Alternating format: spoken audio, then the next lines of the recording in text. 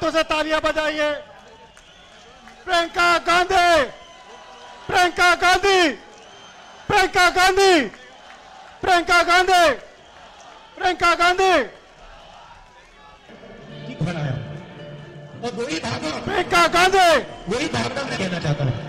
जोरदार तालियों से प्रियंका जी का स्वागत कीजिए। दर्शन करने गया और मुझे ऐसे ही लगा कि मैं गुजारिश करूंगा नीरज कुंदन जी से, दोनों हाथों से तालियां बजाइए आप। प्रियंका गांधी, प्रियंका गांधी, प्रियंका गांधी, प्रियंका जी का स्वागत कीजिए।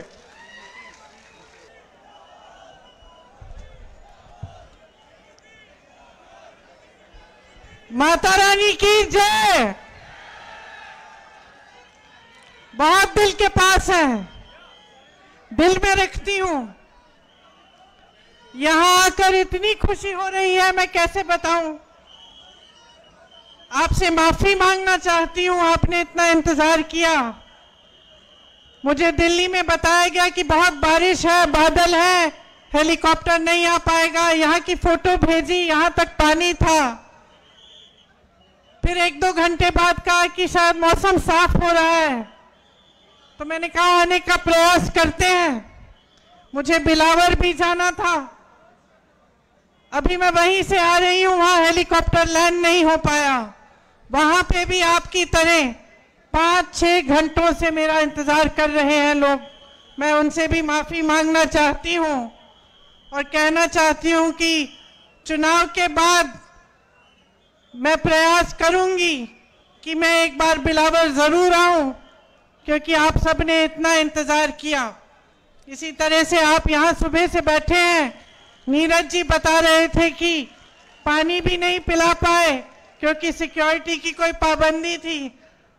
तो मैं आपकी बहुत ही शुक्रगुजार हूं, खास तौर से मेरी बहनें। आपका घर पे भी काम होगा, फिर भी आप यहाँ बैठी हैं, इंतजार कर रही हैं। आपका बहुत बहुत धन्यवाद। देखिए,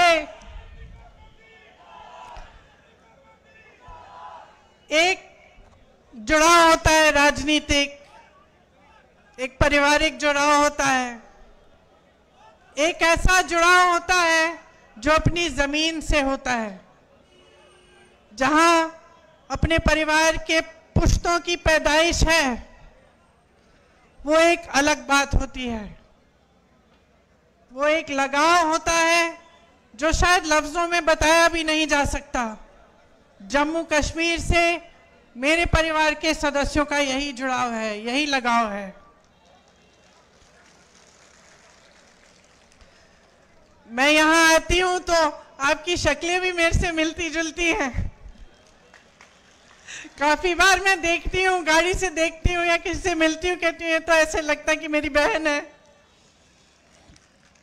तो एक अलग जुड़ाव है।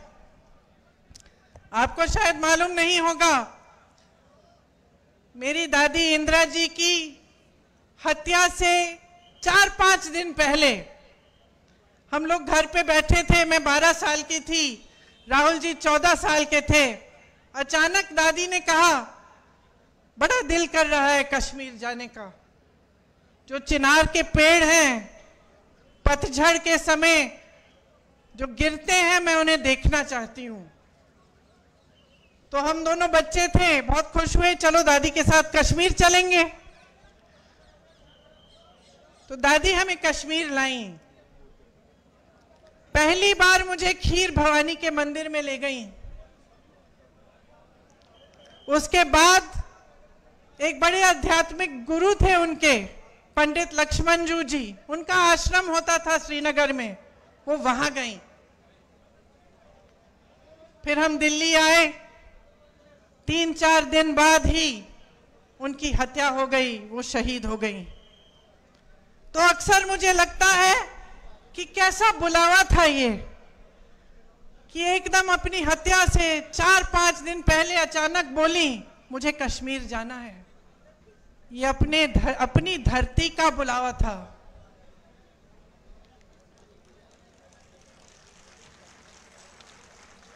ये माता का बुलावा था कि वो खीर भवानी गई। पहली बार अपने दोनों पोती पोती को वहां ले गई। और उसके बाद से जब भी मैं श्रीनगर जाती हूँ मैं जरूर खीर भवानी माता के यहाँ जाती हूँ और अपनी दादी को याद करती हूँ। दरअसल ये देश का शिखर है। प्रकृति ने आपको सब कुछ दिया, सुंदरता, संसाधन, बड़े बड़े आध्यात्मिक गुरु जो यहाँ से चले और सिर्फ अपने देश भर में नहीं लेकिन दूसरे देशों तक गए और धर्म की बात की, अमन चैन की बात की।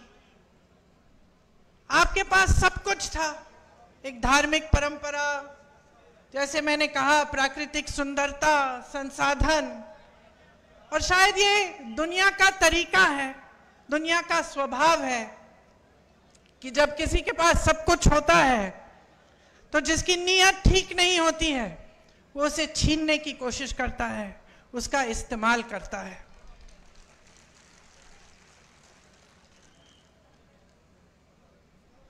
एक तरह से भाजपा के नेताओं ने जम्मू और कश्मीर को अपने राजनीतिक शतरंज का मोहरा बना दिया है। यहां के लिए नीतियां नहीं बनती, आपके लिए नीतियां नहीं बनती।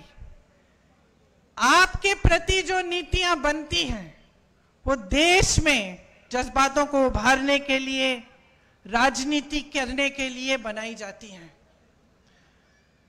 मैं मोदी जी का भाषण देख रही थी, यहां आ रही थी, मैंने सोचा देखूं मोदी जी क्या कह रहे हैं। शायद कटरा का भाषण था। भाषण को सुनते सुनते मुझे ऐसा लगा कि जनता अपने नेताओं से क्या चाहती है। थोड़ी ईमानदारी, कम से कम थोड़ी तो होनी चाहिए, थोड़ी सी सच्चाई, एक कर्मठता, एक गंभीरता कि जनता की क्या समस्याएं हैं, ये नेता समझ रहे हैं कि नहीं समझ रहे हैं। और मुझे उस मोदी जी के भाषण में लगा कि वो गंभीरता ही नहीं दिखी। वो कहने लगे कि 10 सालों से यहाँ का जो रेलवे स्टेशन है, हमने इस रेलवे स्टेशन को में सुधार हम लाए हैं, इसमें परिवर्तन लाए हैं।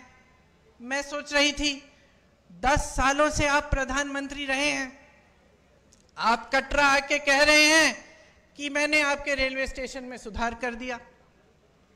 विकास की एक धारा होती है, जैसे जीवन की होती है।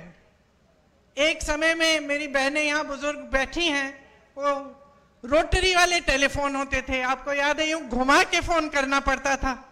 जम्मू से दिल्ली फोन करना पड़ता था तो बुकिंग करनी पड़ती थी, 2-3 हफ्तों बाद ट्रंक कॉल लगता था। आज सबके पास स्मार्टफोन है।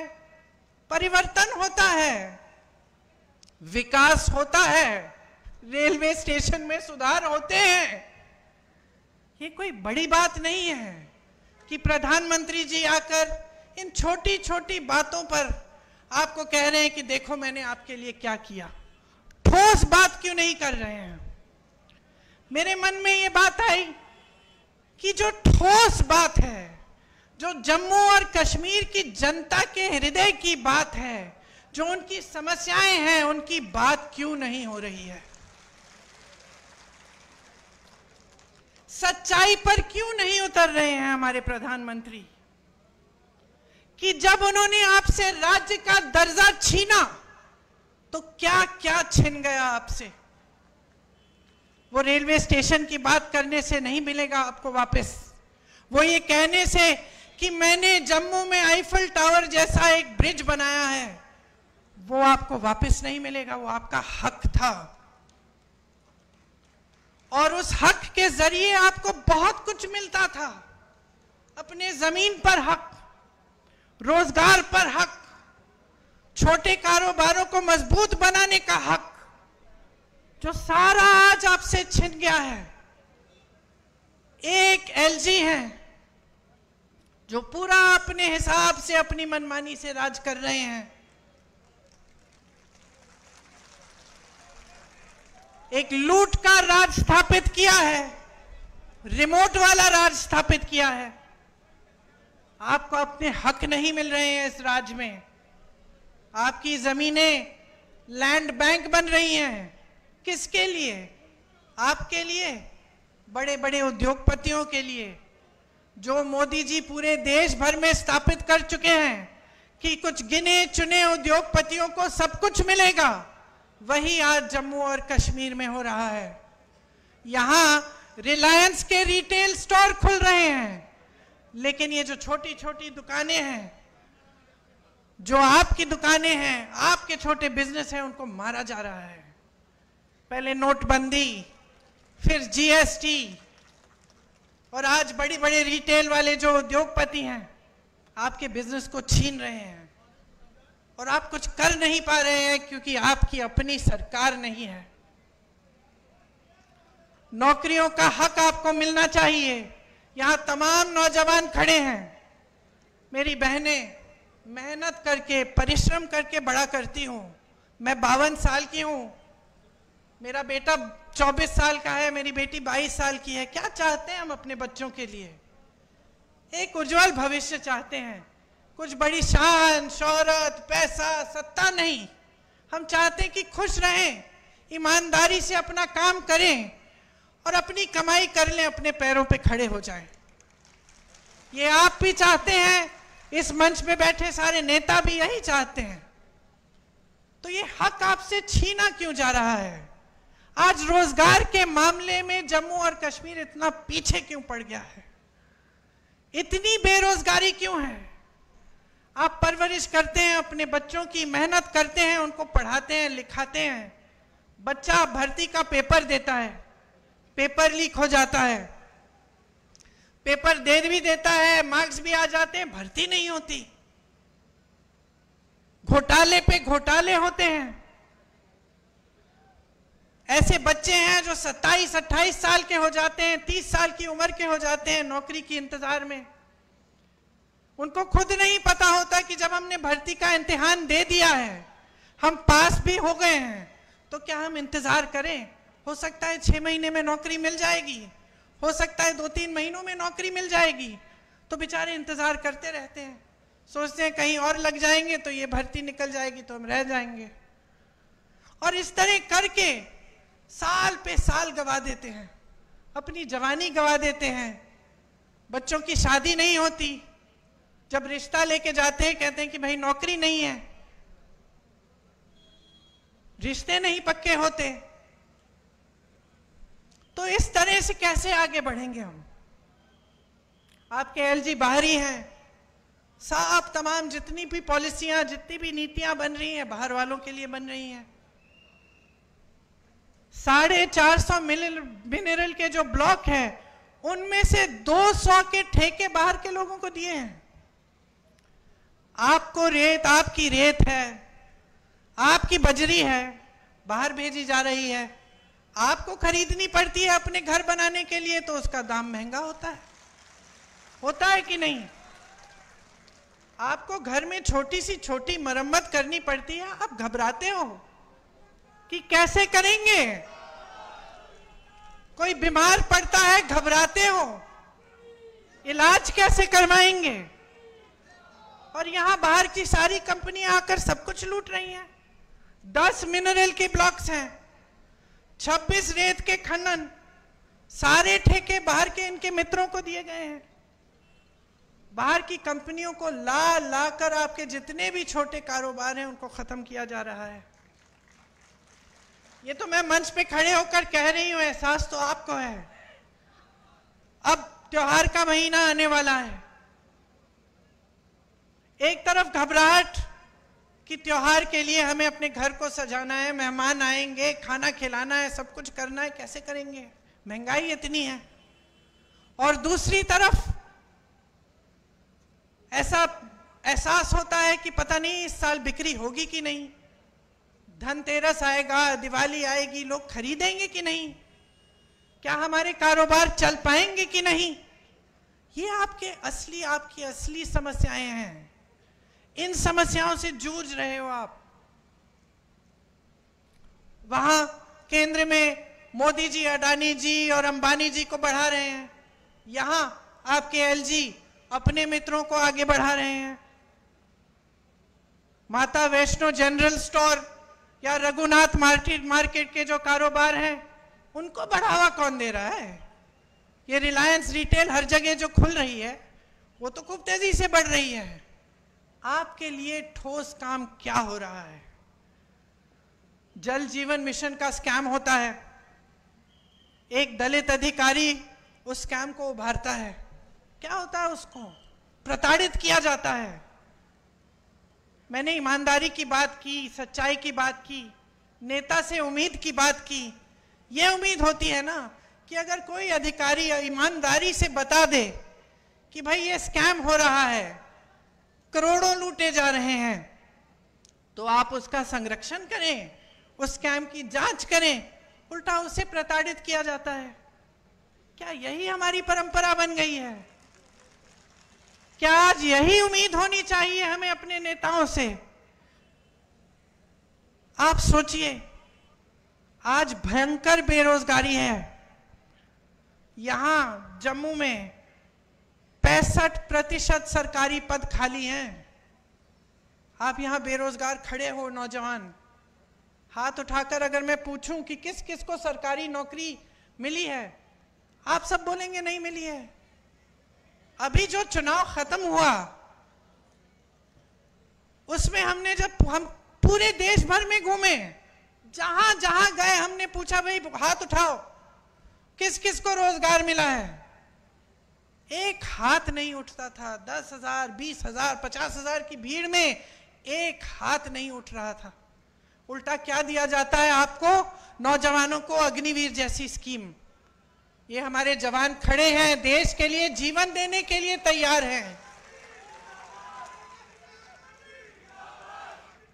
जब ये आते हैं हमारी सुरक्षा करने के लिए, जब सरहद पे खड़े होने जाते हैं, तो मन में ये रखते हैं कि हम एक दिन शहीद हो सकते हैं इस धरती के लिए, और आप अग्निवीर लाते हैं कि बच्चा जाएगा, सरहद पे खड़ा होगा, सुरक्षा करेगा हमारे देश की, लेकिन शहीद हो जाएगा तो उसको कुछ नहीं मिलेगा, उसके माँ बाप को पेंशन तक नहीं मिलेगा। और इसके लिए हम सारे विपक्षी दल लड़ रहे हैं, बार बार इन मुद्दों को उठाते हैं, लेकिन इतना अहंकार है इस सरकार में, हमारे प्रधानमंत्री जी में, कि वो जानते हुए कि ये गलत स्कीम है, जानते हुए कि ये नौजवानों के लिए ठीक नहीं है, वो पीछे नहीं हटते। वो कहते नहीं है कि ठीक है, गलती हो गई, गलत स्कीम ले आए, हम इसको सुधार देते हैं। जहां आपको आर्मी में, फोर्सेस में रोजगार का मौका मिलता था, वो टूट गया है, आज नहीं मिलता है। खेती में रोजगार बनते थे, आज नहीं बनते हैं। सबसे ज्यादा रोजगार हमारे देश में, हमारी देश की जो रीढ़ की हड्डी है, वो छोटे कारोबार हैं। ये सारी दुकानें जो मुझे यहां से दिख रही हैं, आप रोजगार दिलवाते थे। ये छोटे छोटे बिजनेस जो अपना कुछ बना दिया, कानपुर में लेदर का बिजनेस था, आगरा में कोई और बिजनेस, मुरादाबाद में पीतल का बिजनेस, यहां जम्मू में और बिजनेस, सारे तमाम ऐसे बिजनेस बंद हो रहे हैं, तो रोजगार वहां से भी नहीं मिलेगा। तो कौन सी स्कीम है इनके पास रोजगार दिलवाने की? सिर्फ स्कैम, पेपर लीक, अग्निवीर जैसे फिजूल की स्कीमें। और ऊपर से क्या होता है? आप माताएं हैं, नौजवान बच्चे हैं, मैंने कहा मेरे भी नौजवान बच्चे हैं। जब बच्चे में ये ना उम्मीद हो जाती है कि मेरे भविष्य में कुछ नहीं है, मैं कमा नहीं पा रहा हूं, घर पे बैठा रहता है, तब ड्रग्स फैलते हैं। चिट्टा कितना फैल गया है जम्मू कश्मीर में, कोई बात भी करता है इसके बारे में? ये सारे भाजपा के नेता जो आते हैं, वोट मांगने के लिए आते हैं, आपकी सच्चाई की बात करते हैं क्यों नहीं करते हैं? क्योंकि वो जानते हैं कि इसकी जड़ क्या है। जड़ बेरोजगारी है, बेकारी है। अगर बच्चे को आप नौकरी देंगे, सुबह से शाम तक काम करेगा, थका हुआ घर आएगा, तो कहां इधर उधर देखेगा? लेकिन बेचारा बेरोजगार बेकार पड़ा रहता है। जो ड्रग की माफियाएं हैं उसके लिए शिकार बन जाता है।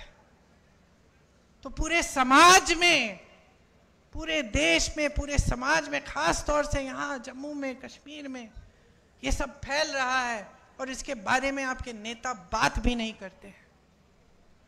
आप टोल टैक्स दीजिए, आप स्मार्ट मीटर लगवाइए अपने घरों में,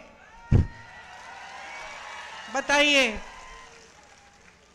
10 गुना आपके बिल आते हैं, कोई पूछता है? आप जहां भी जाएंगे आपको टैक्स, प्रॉपर्टी टैक्स लगा दी है जो पहले नहीं थी, टोल टैक्स बढ़ा दी है, जगह जगह टोल लगा दिए हैं। स्मार्ट मीटर आप तो जानते ही हैं, आपकी आवाज से पता चल रहा है मुझे कि कितना असर पड़ रहा है आपके जीवन पे। तो आपकी जमीनें छीनेंगे, आपसे टैक्स लेंगे, चाहे प्रॉपर्टी की हो, टोल की हो, कुछ भी हो। ऊपर से जो काम कराने पड़ते हैं आपको रिश्वत देनी पड़ती है। तो कहां के रह गए हैं आप? आपकी सुनवाई भी है इनकी सरकार में? आतंकवादी हमले कुछ कम नहीं हुए इनके राज में। यहां पे एक आंकड़ा है मेरे पास, 683 आतंकवादी हमलों में तकरीबन 260 जवान और 170 आम जनता की जानें गई हैं। तो ये भी बात नहीं है कि आतंकवाद कम हो रहा है। 150 सालों से चली आ रही जो दरबार कूच थी उसको भी इन्होंने खत्म कर दिया। एक परंपरा थी, आपको मालूम है, वो आपका गौरव था, उसको भी खत्म कर दिया। तो ये है आपका नया जम्मू कश्मीर। राज्य का दर्जा आपसे छीना। आपसे जब छीना गया तो आपको क्या क्या बताया गया कि इससे बड़ा फायदा होगा आपका। क्या फायदा हुआ मैं जानना चाहती हूं। मैं जानना चाहती हूं आप में से कोई मुझे बताए क्या फायदा हुआ।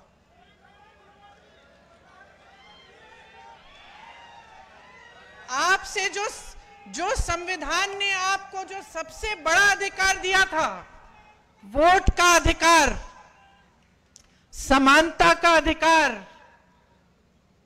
जो कबीर जी जैसे संतों ने, रविदास जी जैसे संतों ने जिसकी बात की थी, वो अधिकार, समानता का अधिकार कि भाई तुम में और तुम में कोई फर्क नहीं है, सब समान हो, ये अधिकार हमारे संविधान में गड़ा हुआ है। ये अधिकार छीना आपसे कि इतने सालों के लिए आप वोट तक नहीं दे पाए। तो क्या उम्मीद रख सकते हैं आप इन लोगों से? सब छीना है, सब लूटा है। मंच पर आते हैं, मैं प्रधानमंत्री के भाषण की बात कर रही थी, 45 मिनट में से 20 मिनट तो मेरे परिवार पे उन्होंने व्यर्थ किए। अब आप मुझे बताओ, अगर मैं यहां आकर 20 मिनट के लिए सिर्फ आपको यह सुनाऊं कि मोदी जी का परिवार ऐसा है वैसा है, आपको क्या लगेगा? क्या लगेगा बहन, क्या लगेगा? यही लगेगा ना कि इस नेता को समझ में नहीं आ रहा है कि मेरी समस्या क्या है, मैं तो अपनी समस्या की बात सुनना चाहती हूं। यही लगेगा ना? और वो वही पुरानी रट लगाए हुए हैं, 10 सालों से हम सुन रहे हैं और 10 सालों से परिवर्तन नहीं आ रहा है, 10 सालों से प्रगति नहीं आ रही है, घुटन हो रही है। खास तौर से यहां जम्मू और कश्मीर में घुटन हो रही है, भविष्य नहीं दिख रहा है आपको। तो मैं आपसे क्या कहने आई हूं, पहचानिए, सच्चाई को पहचानिए। इंदिरा जी की बात की, उनकी लगाव की बात की, एक सच्चाई थी उसमें, एक गहराई थी, वो हम आज तक अपने दिल में रखते हैं। ये हमारी धरती है और आपकी धरती है। आप वहां बैठे हो, नेता मंच पे बैठे हैं, आप अलग नहीं हो नेताओं से। ये अलगपन दूर करना पड़ेगा हमें। आपको समझना पड़ेगा कि ये नेता आपने बनाए हैं। आपको समझना पड़ेगा कि नेता आए आपके सामने, आपकी समस्याओं के बारे में बात करे, तब तक आप वोट मत दो उसे, चाहे कोई भी हो। ये लड़का नीरज, मैं इसे अच्छी तरह जानती हूं, संघर्षशील है, ईमानदार है, और सबसे बड़ी बात पता है क्या है? हिम्मत है इसमें, लड़ने की हिम्मत है। जब जब मैंने दिल्ली बुलाया कि आ जाओ धरना प्रदर्शन है, एकदम आया और पीछे नहीं हटा। पुलिस ने लाठी मारी, तंग किया, ढकेला, मारा, पीटा, फिर भी पीछे नहीं हटा। तो मैं अपने अनुभव से जानती हूं कि नीरज में हिम्मत है, लड़ने की शक्ति है और आपके लिए लड़ेगा।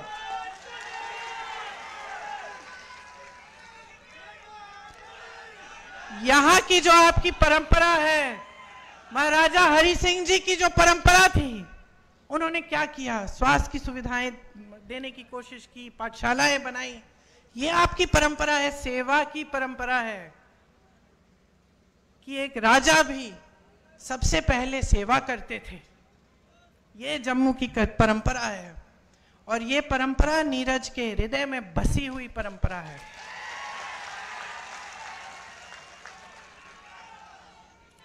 मैं आपसे कहने आई हूं कि नीरज को आगे बढ़ाओगे तो आप अपने भविष्य को मजबूत बनाओगे। नौजवान है मगर समझदार है, इसमें वो विवेक है जो हर नेता में होना चाहिए कि जनता सर्वोपरि है, मेरे से बड़ी है, ये समझते हैं। चुनाव के संदर्भ में यहां आई हूं तो मैं आपको यह भी बताना चाहती हूं कि कांग्रेस पार्टी का एक विजन है, एक नजरिया है आपके लिए, आपके भविष्य के लिए। हम आपके राज्य का जो दर्जा है वो आपको वापस देना चाहते हैं। मुझे हंसी आई,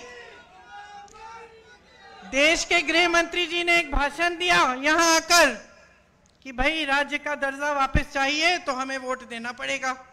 अरे जब छीना आपने है, ये तो वही बात हुई कि घर के अंदर चोर आया, आपका टीवी लेके चले गया और फिर चोर कहता है कि टीवी वापस चाहिए तो भाई मेरे से पूछो। वही बात हुई ना, लिया आपने, अब कह रहे कि वोट नहीं दोगे तो हम देंगे। अब हम ही दे सकते हैं और कोई दे ही नहीं सकता आपको। समझ लीजिए क्या चाल चली जा रही है आपके साथ। तो कांग्रेस पार्टी चाहती है कि एकदम हमारी सरकार आएगी तो हम आपको राज्य का दर्जा वापस देंगे। 150 साल पुरानी जो दरबार कूच की जो परंपरा है वो फिर से शुरू की जाएगी। आपके रोजगार, आपकी जमीन को हम सुरक्षित करेंगे। हम सुरक्षित रखना चाहते हैं।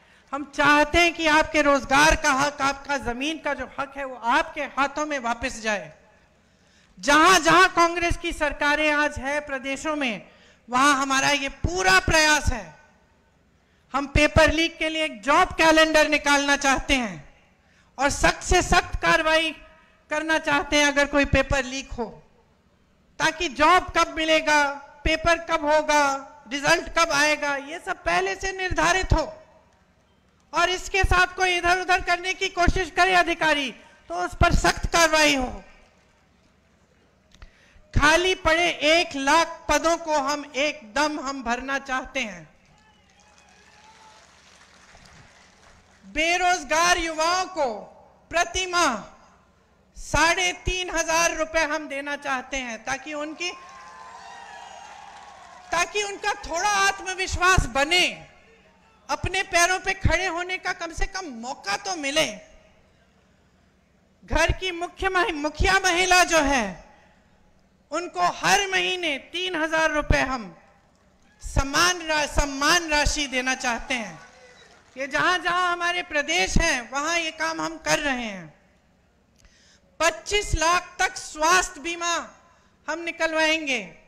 आज हमारे प्रदेशों में ये काम हो रहा है और राजस्थान में जब हमारी सरकार थी तो हमने किया और उससे बहुत लाभ हुआ लोगों का।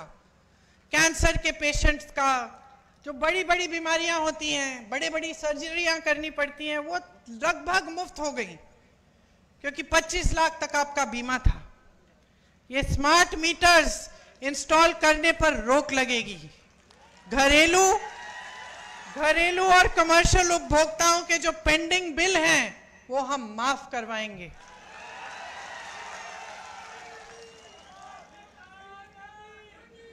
गरीब और किसानों की जो जमीन है उससे बेदखल नहीं किया जाएगा। आपको जो स्वयं सेवा समूह हैं उनको 5 लाख तक का ब्याज मुफ्त कर्ज पे मिलेगा। ओबीसीज को संविधान के अनुसार अपना पूरा हक मिलेगा।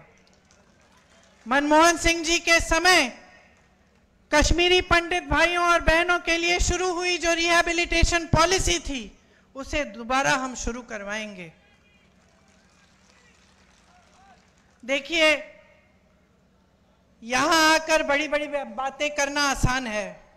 आपने तो बहुत नेताओं की सुनी होंगी बातें। एक विश्वास की बात होती है, प्रमाण की बात होती है कि ये जो कह रहे हैं कहीं पे इन्होंने किया भी है। तो मैं चाहती हूं कि मेरी बातों पे ना जाएं आप खुद जांच कीजिए। कर्नाटका में क्या हो रहा है, तेलंगाना में कांग्रेस की सरकार है, वहां क्या हो रहा है, हिमाचल में सरकार है, वहां भी पूरा प्रयास रहता है। केंद्र ने राशि बंद की हुई है। जो आपदा को, उनको जो राष्ट्रीय आपदा घोषित करना था उन्होंने किया नहीं। उसकी वजह से हिमाचल में दिक्कत जरूर है, लेकिन जहां जहां हमारी सरकारें हैं वहां वहां हमारा प्रयास पूरा है कि जनता के लिए सरकार चले, कि जनता का पैसा जनता के हाथों में वापस दिया जाए, जनता का हक जनता के हाथों में हो। और यही हमारा यहाँ जम्मू और कश्मीर में प्रयास रहेगा। ये मेरा वादा है आपसे। और मैं एक बार फिर से आपको धन्यवाद देती हूँ कि आपने इतनी ध्यान से मेरी बातों को सुना, वो भी इतना इंतजार करने के बाद। बहुत ही शुक्रगुजार हूँ। आप सबको बहुत बहुत धन्यवाद। और जल्द ही श्राद्ध खत्म होने वाले हैं, नवरात्रि शुरू होंगी, त्योहार आएंगे, उसके लिए बहुत बहुत शुभकामनाएं। आप सब भाई बहन हैं हमारे, आपके बच्चे फूले फले, यही हमारी उम्मीद भी रहेगी। धन्यवाद। जय हिंद।